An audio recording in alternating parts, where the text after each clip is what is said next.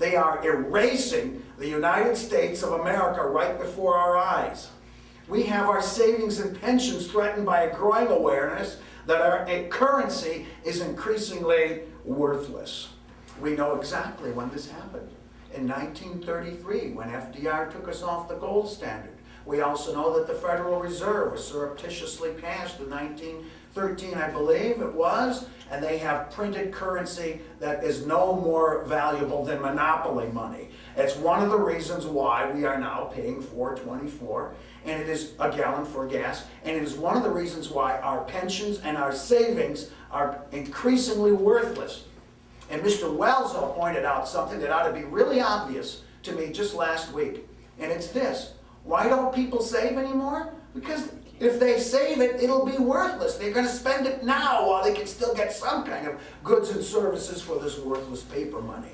That's why we need to return to a gold standard really quickly, and we'll watch everything improve nationwide.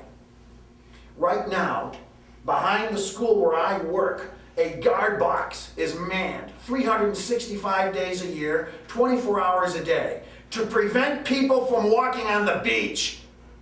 The abused private company was ordered by the Homeland Security Department to spend $400,000 to $500,000 a year to do what? To sit there in a January morning at 2 a.m. and shiver while nobody comes down to that beach until May, and they get off in October just to walk their dogs or to go down and fish on their beach sites. We are told that if anybody walks on that beach and blows by that guard box, he has to call the FBI, the Coast Guard, and Homeland Security, and are authorized to use deadly force. When I heard this, and even the Democratic borough mayor of the city of Kenai saying this is too much, I knew that the federal government was no longer a theoretical threat to me, which I spoke to my classes, but it was right behind us, a quarter-mile away on the beach, and they can drive down there at lunch hour and look at it. And it's one of my former students that's manning that guard box. We've now watched abortion on demand scourge our nation for 35 years, approaching 50 million. And not a single state legislature in the nation has ever approved a law as far-reaching as the one dictated by the courts. Now, even principled libertarians who are in favor of abortion rights are embarrassed by the usurpation of states' rights that Roe versus Wade, and let's go to property rights, Kalo versus New London, that the courts routinely dictate from coast to coast whenever they decide to pontificate from that bench. There is a way that this can be stopped, and I'm going to explain it shortly. Then we have our government, pardon me, while inventing new powers for itself, has willingly abdicated the few constitutional ones its citizens would gladly see exercised, such as defending our southern border.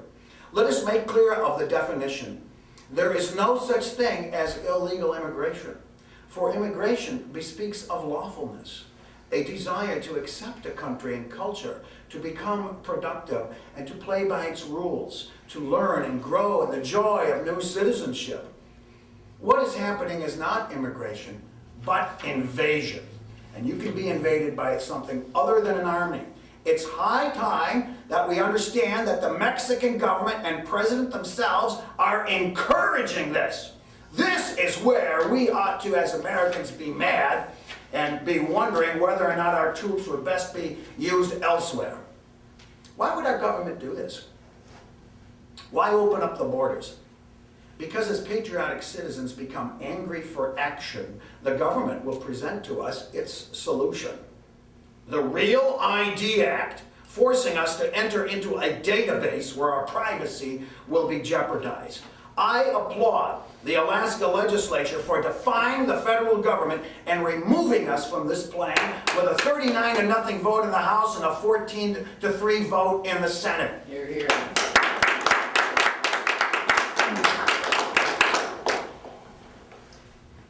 We have at our disposal the very instrument needed to remedy all of these developments.